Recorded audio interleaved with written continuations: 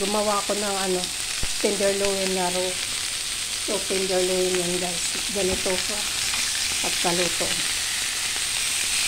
Balik ta rin natin to. Sakay ganyan lang. Diba? Ganyan lang guys. Ayan, binaliktad ko na. Nakalagyan ko ng butter konti. Ayan guys, so nilagyan ko ng butter. 10 minutes lang yung ko. Baliktaran ko 20 minutes lahat. Ayan guys, so kailangan okay na yan. Yung ganyan lang, konti, pula-pula pa. O, andito na guys, so ayan na yung ready na yung tenderloin. Ayan. Ayan, may mga salad din ako. Stem na na gulay, tsaka may salad dito na beans, at tsaka may broccoli na with garlic. But guys, paki-like naman guys kung pwede, paki-share din. Salamat sa lahat ng support. Bye-bye!